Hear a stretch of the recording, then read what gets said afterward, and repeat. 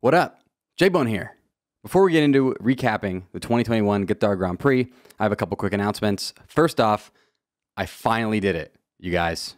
I did it! I finally have some back support here in my race car bed, so now maybe my searing back pain will go away, and I'll be able to make it through a full episode without squirming around so much like a freaking human worm guy. If you want to check out my new back support, by the way, you can watch this episode and every single episode of the Formula Bone F1 show on YouTube. And lastly, if you want to help the Formula Bone F1 show become the biggest Formula One podcast in all the F1 universe, you can help the show out a ton by rating and reviewing on Apple Podcasts. Here's a review that the show recently got from listener Monster Mash 578-631-268-964. That's a legendary username, by the way. It was 5 stars, and the review is titled, Away We Go. It reads, Love the theme music. J-Bone crushes this easy-to-digest yet fun and enlightening podcast. Love the history segments, and the preview segments really help me prepare for race weekend.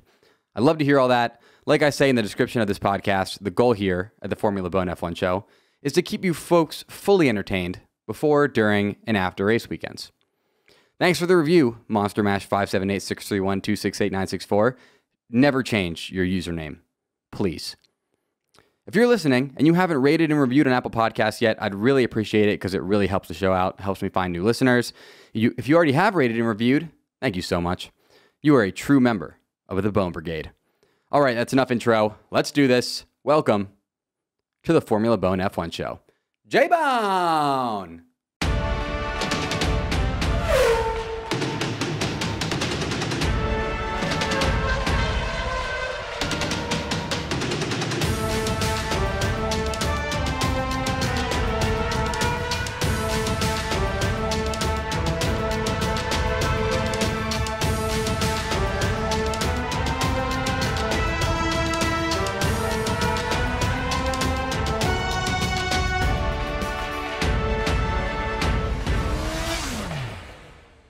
God, I love that theme music. Welcome back to the Formula Bone F1 show, the Formula One podcast that is recorded from a race car bed with tires that have never been punctured.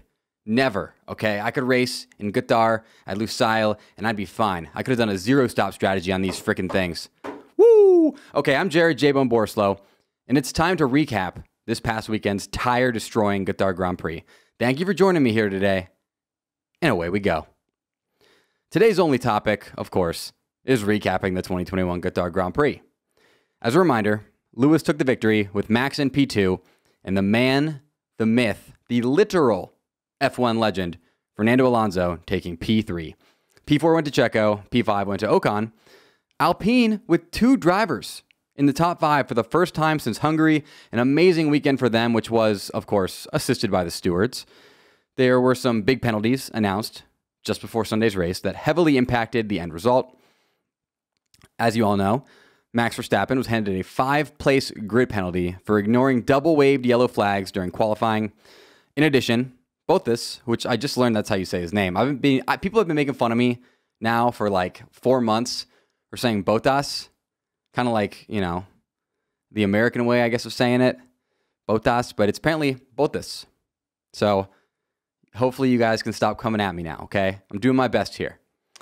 So yeah, Bottas was handed a 3-place grid penalty alongside Max's 5-place. Bottas's was for ignoring a single waved yellow flag. Now Max still ended up P2 in the end, which is most likely where he would have ended up anyways. His car did have some serious speed in Qatar though, and there is a chance, a small chance mind you, but a chance that he could have given Lewis a bit of a challenge from the front row.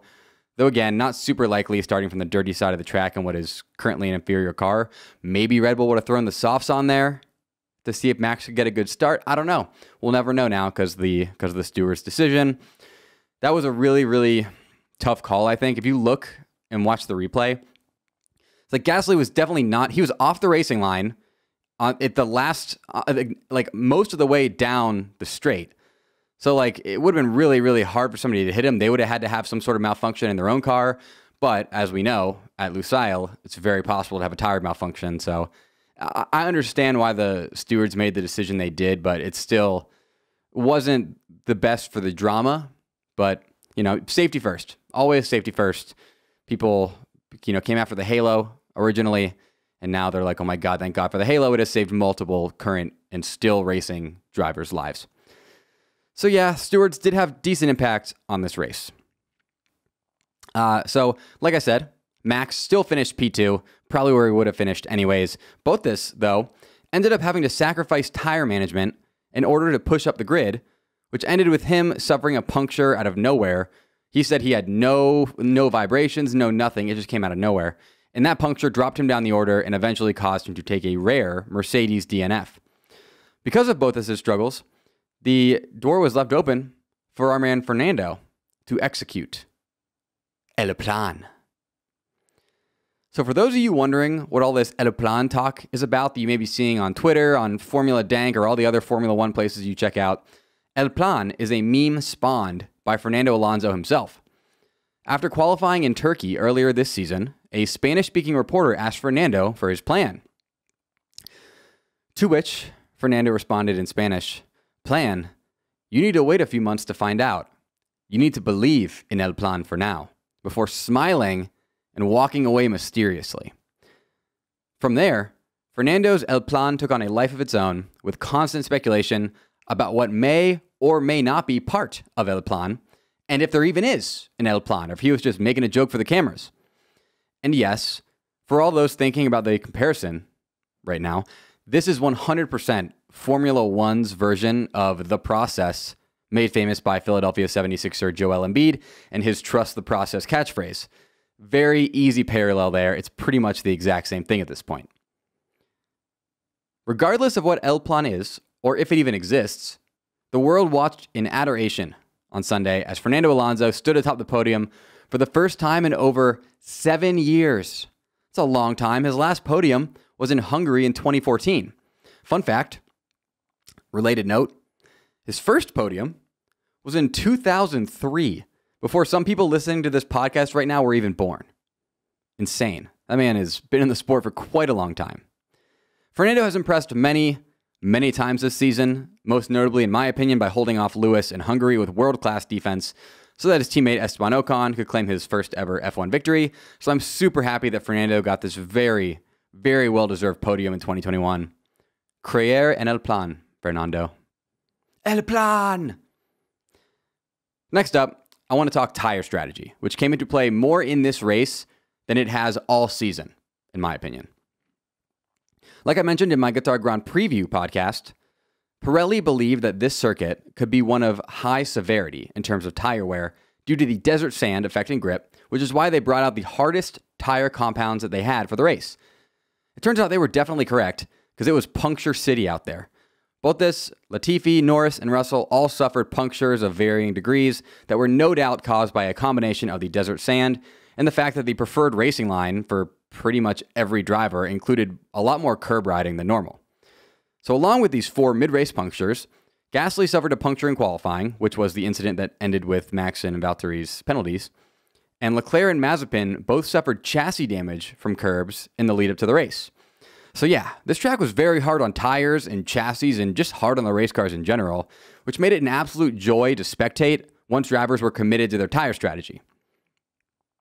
So the 2 main tire strategies at play in Qatar were as follows. A one-stop strategy that involved starting on the soft or medium tires and then pitting for the hards whenever performance started to degrade. Obviously, that would result in an earlier pit stop if you started on softs than it would if you started on mediums. And for reference, Fernando started on the softs. And then, this plan involves staying on those hards for the rest of the race. The one-stop strategy meant drivers would really have to take care of their tires on both stints. Near the end of the second stint, you really got to stay off those curbs. The Alpine crew was telling Fernando, like, hey man, stay off those curbs, because it's going to be a close one here. If they didn't watch their tires, the drivers were putting themselves in harm's way, and their cars in puncture's way. They could end up like Bottas, who ran his tires too hard and suffered a puncture on the first stint, or like Latifi, Russell, and Norris, who did the same thing but on their second stints. The other strategy, aside from the one-stop, was a two-stop that involved starting on the softs or mediums, pitting for the hards or mediums once performance degradation began, and then pitting again for hards or mediums once performance degradation again began. This strategy, plus the virtual safety car, can be directly attributed to Checo losing out to Alonso for P3, as the Spaniard's tire management and strategy combined to see him cross the line first. The one-stop strategy was executed successfully by 6 of the top 10 drivers: Alonso, Ocon, Stroll, Sainz, Leclerc, and Vettel. Of the other 4 drivers who finished in the top 10, 3 were either a Mercedes or a Red Bull, who have such a pace advantage that their extra pit stop didn't really matter. And the 4th was Lando Norris, who was attempting to do a one-stop, but suffered a minor puncture and had to come in for an unexpected second pit stop that still saw him able to score points. All that is to say that the one-stop strategy clearly was the move in Qatar for all non-Red Bull/Mercedes cars if the drivers were able to properly manage their tires. And obviously, hindsight is 2020, but I think that if Red Bull had known how big of an issue tire management and punctures would end up being in Qatar, because remember, this is the first F1 race ever at this circuit, so it was kind of an unknown exactly how tough it would be on tires. I think that if Red Bull knew that it was an absolute graveyard out there of tires, they may have done their first pit stop later and or kept Max out there literally as long as his second set of tires could possibly go to try and set Max up for a late undercut and or force Lewis into a puncture. Being in second, where Max was in P2, Max would have the late race pit lane advantage over Lewis because he could always pit first, and force Lewis to stay out a lap longer than him on worn down tires while attempting an undercut, or B, try and force Lewis into an unexpected one stop and then hope that by the end of it his tires gave out on him. However, Red Bull's motto in Qatar seemed to be damage limitation. Christian Horner kept saying it, Max was saying it, so I'm really not surprised that they went the ultra safe route. One thing about this race that was really, really entertaining as a spectator was after all these punctures started happening, you had both this, you had Latifi, you had Norris and Russell to varying degrees. Okay, after that happened, all the guys on one stops, the rest of the guys, which like I said would have been Vettel, Leclerc, Sainz, Stroll, Ocon, and Alonso, all of them had to have seen that and been like, oh my God. They must have been so scared that their tires were going to go out on them at any moment that I'm sure there were a lot slower lap times near the end of the race for those guys because they were like, okay, not worth, really trying to ride this curb here because it could completely destroy my car and create a fireworks display like we saw from both this. So tire strategy was super, super interesting to watch. I'm trying to get more into tire strategy. It's really fun to watch, and it's an entire new level to the race that like you really get to appreciate, right? Because even beginners can understand a one-stop versus a two-stop strategy, but once you start adding in the tires along with those, it really gets interesting because tires make a huge difference. And in the off season, between this season, the 2021 season and 2022, I'm definitely going to do a whole episode devoted to tires and tire strategy because I know a lot of you guys have been reaching out to me, wanting me to kind of explain that more, and I'm definitely going to do that. Support for the Formula Bone F1 show is brought to you by MyBookie. Make sure you stay tuned through the end of this ad read, by the way, so you can hear my betting picks for the 2021 Saudi Arabian Grand Prix and World Drivers' Championship. Start your MyBookie journey off today by doubling your first deposit instantly with MyBookie's first deposit bonus. Just use my code FORMULA, F-O-R-M-U-L-A, at sign up on their website, MyBookie.ag. Double your money before you even place a bet, and all you have to do is sign up and deposit using my exclusive promo code FORMULA at MyBookie.ag. Stipulations apply, so make sure you read those before you deposit. And after you've got your deposit bonus, you can get to betting on Formula One. If you'd taken my Lewis to win minus 140 tip from the podcast last week and plugged that into MyBookie with my code FORMULA for that double deposit bonus, you would have turned, say, a $50 deposit into $100 in credit with my code, and then with my pick into $171.43 in credit. Just saying, I got some picks going over here right now, okay? That's not financial advice. It's not betting advice per se, but, pretty good pick right there. Just saying. Right now, MyBookie already has the lines up for the Saudi Arabian Grand Prix. Lewis to win is currently minus 190, which is my pick for this week. If you enjoy betting pre-weekend lines, Max is currently plus 200. So, some okay value on Max, but I think it's Lewis's again. MyBookie also right now, by the way, has lines up for who's going to win the 2021 World Drivers' Championship between Max and Lewis. Here are the lines. Lewis, minus 150. Max plus 120. Now this one's tough, mostly because I think that there's a more than likely chance the World Drivers' Championship is either tied or within 1 point going into Abu Dhabi, and the circuit at Abu Dhabi was just redesigned to allow for tighter racing, and thus we have no real way of knowing who it'll benefit now. As a reminder, by the way, Mercedes won in Abu Dhabi 6 years straight from 2014 to 2019, and Max won there last year, beating Lewis, who had literally just come back to racing after his COVID-19 quarantine, which saw him miss the previous race. So maybe that had an impact on Lewis, and he, wasn't in the best physical and mental state to win a race at that time. Could have definitely played a part. My pick here for 2021 World Drivers' Champion, much to the dismay of all the Orange Army, is Lewis. Just because he's got the hot hand right now, got the hot car, and Mercedes is historically so dominant in Abu Dhabi and the Middle East as a whole, I'm going with Lewis. And again, that was minus 150 for World Drivers' Championship, minus 190 in Saudi Arabia. Those are both my picks. If you're someone who enjoys risking it for the juice, though, Max is not a bad pick for World Drivers' Champion at plus 120. As I'm about to get into here, he literally could win the race in Saudi Arabia. The race for the World Drivers' Championship, that is. So it's funny that I'm picking Lewis, given that Max literally could win it all this coming race, but I just feel like Lewis has it right now. I feel like he's got it. Along with F1 betting, by the way, MyBookie is doing a risk-free Turkey Day special this week that you can take advantage of to give yourself even more dry powder to use on F1 betting. You can lock yourself into an up to a $250 risk-free bet on the Raiders/Cowboys NFL game. Just bet up to $250 on the spread, and if you win, you win. And if you lose, MyBookie refunds you your bet amount. Check out MyBookie.ag for details there, and make sure to use my code FORMULA, FORMULA, for a double deposit bonus before you place any bets. Don't wait any longer. Head to MyBookie.ag today to redeem your double deposit bonus so you can get in the game and start winning big today. That's promo code FORMULA to receive double your first deposit instantly in your account. No hassle, no wait. Stipulations apply. Bet anything, anytime, anywhere with MyBookie at MyBookie.ag, promo code FORMULA. Thank you to MyBookie for supporting the Formula Bone F1 show. Okay, so some additional Qatar Grand Prix talking points. This one's interesting. Now, I might have been the only person who commented on this on Twitter during the race, by the way. Toss me a follow on Twitter. I have all my daily F1 updates and everything happens on Twitter. You might only watch my TikToks, you might only watch me on YouTube, but you really should check out the Twitter. That's like my daily dose of F1 where I just spout all my takes all day. And if you're listening to this, you at least care about my takes in some regard. Either you like them or you hate them, and that's why you're listening. So give me a follow on Twitter. So in case you're unaware, Red Bull team principal Christian Horner is married to one Jerry Horner, who is better known by her stage name, Ginger Spice. Now, if you watched the F1 broadcast of the Qatar Grand Prix, you noticed that David Beckham, who is better known as the guy who bends it, was a guest in the McLaren garage in Qatar. David Beckham is married to one Victoria Beckham, who is better known by her stage name of Posh Spice. Thus, it stands to reason that there is a Spice Girls F1 rivalry between Red Bull and McLaren.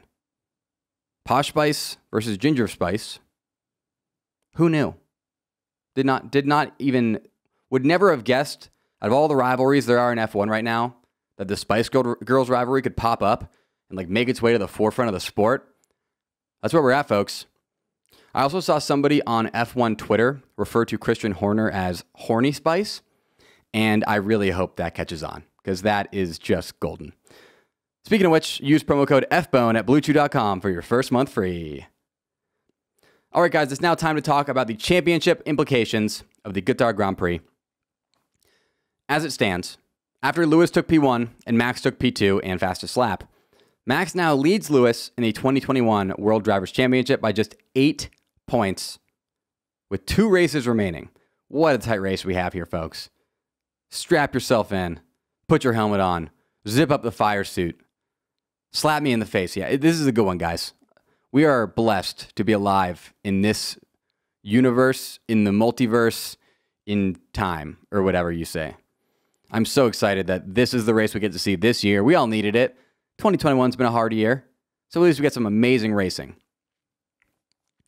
Here are some scenarios that I want you to consider for how this all could play out. Max can win the 2021 World Drivers' Championship in Saudi Arabia next weekend.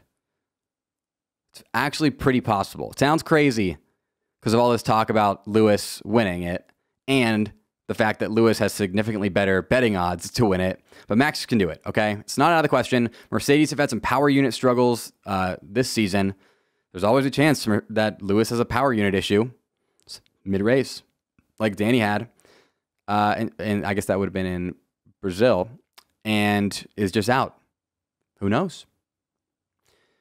So if Max finishes P1 with fastest lap in Saudi Arabia, Lewis must finish P5 or higher, or Max wins the World Drivers' Championship. If Max finishes P1 without fastest lap, Lewis must finish P6 or higher, or Max wins the World Drivers' Championship. If Max finishes P2 with fastest lap, Lewis must finish P9 or higher, or Max wins the World Drivers' Championship. And if Max finishes P2 without fastest lap, Lewis must finish in the points at all, or Max wins the World Drivers' Championship. Pretty interesting scenario there, okay? But alternatively, another scenario we must consider is that Lewis takes P1 and fastest lap in Saudi Arabia, and Max takes P2, and in this case, Max and Lewis would be tied going into the final race in Abu Dhabi, with Max having the most victories tiebreaker. Max having that tiebreaker means if both he and Lewis DNF in Abu Dhabi, Max would be crowned champion. Now, I'm not saying that Max would crash Lewis out to take home the championship, but I'm not saying it's out of the question because it has happened before in this sport. So that, if they are tied going into Abu Dhabi, it will be definitely something that people are talking about. And it's going to be one of those things where all the Max fans are like, I can't believe you'd ever say Max would do that.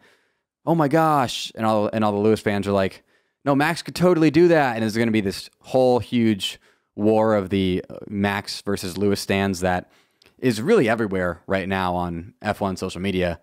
I feel like it's just being dominated right now by F1 social media is just Lewis fans and Max fans yelling at each other and saying why they're better.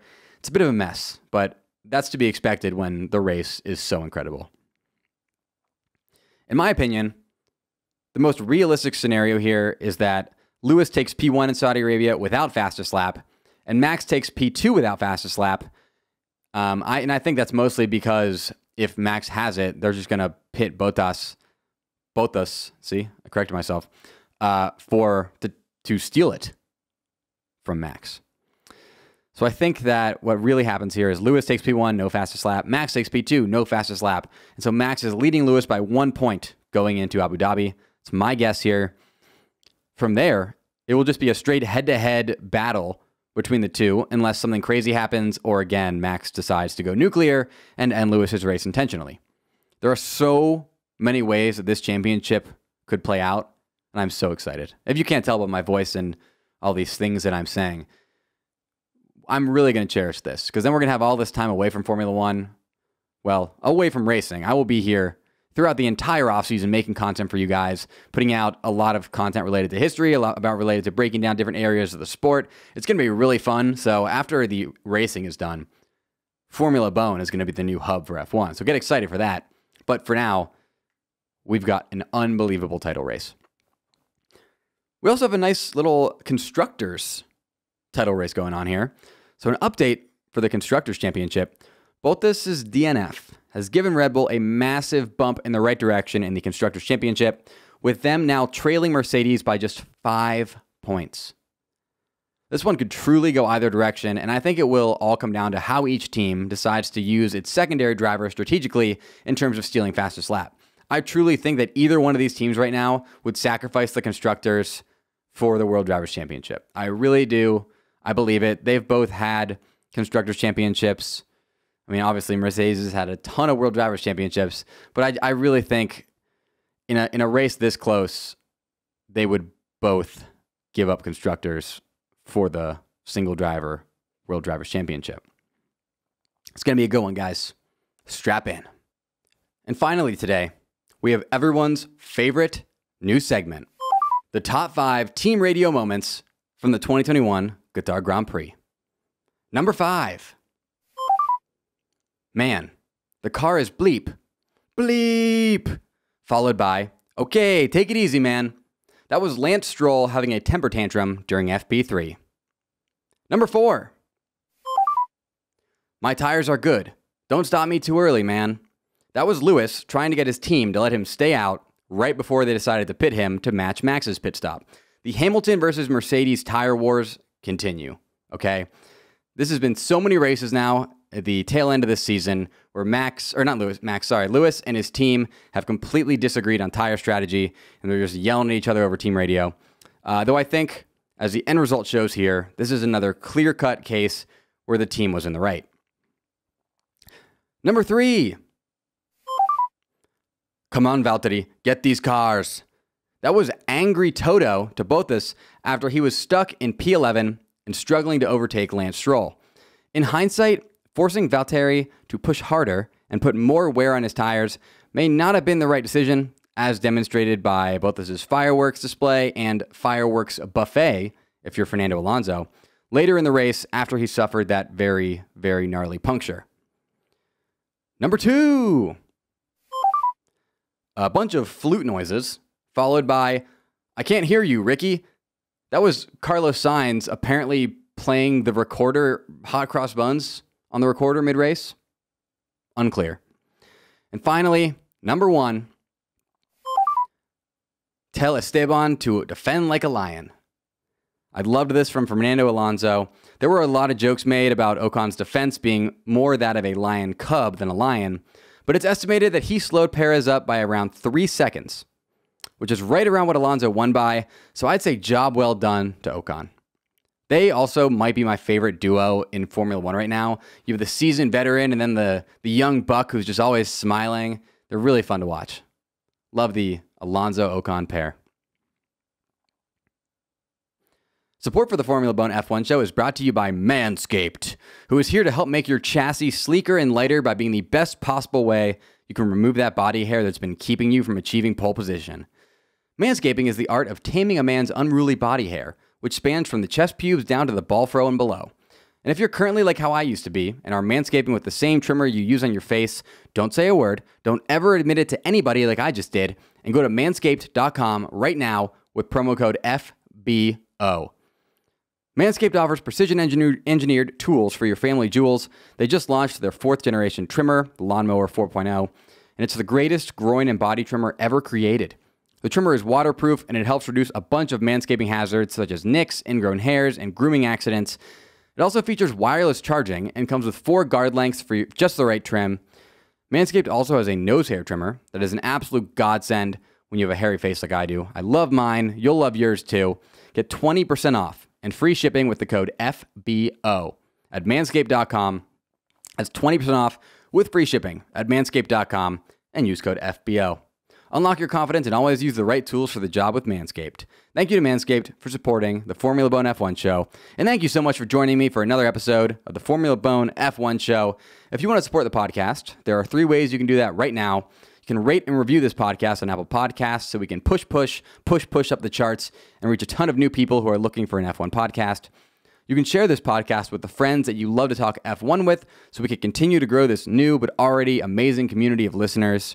You can support our sponsors, which today are MyBookie, promo code FORMULA at MyBookie.ag for a double deposit bonus, stipulations apply, as well as Manscaped, promo code FBO at manscaped.com for 20% off plus free shipping. You can find both those links, by the way, in the description of this episode. You can follow Formula Bone on social media everywhere at Formula Bone, including Twitter, where I live tweet every race, and I also tweet every single day, all the biggest F1 news right when they come up, give my commentary on them, retweet them, and all that good stuff on Twitter. You can also follow me on YouTube, where I have full video episodes of every podcast. If you want to watch your podcast and watch me sit here in this race car bed that I am becoming known for across the internet as F1 race car bed guy, which is exactly what I was going for. So kind of working out so far. You can follow me, J-Bone, everywhere on social media at Jared Borislow. That is JaredBorislow. That is my real name. And by the way, if you're all caught up now on the Formula Bone F1 show, but want to keep hearing my voice, I co-host a comedy and mental health focused podcast called the Ross Bolen Podcast, where we have a ton of fun covering a wide variety of topics from current events to non-F1 sports to fast food to funny news stories to cool animals to insane history to pirates, ninjas, and much more. It's kind of a show about everything, so it's like the opposite of Seinfeld, but it's just as fun, if not more fun. You can check out the Ross Bolen Podcast wherever you're listening to this podcast right now.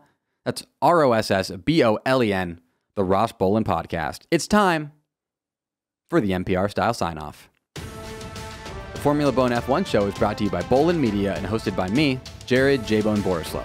I also produce the show because I'm a content machine. Our new theme music is by 7 to Midnight. You can follow him on social media at @7TO Midnight.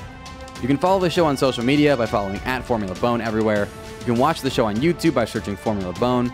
You can help the show reach new listeners by rating and reviewing the Formula Bone F1 show on Apple Podcasts. Until we meet again, J-Bone!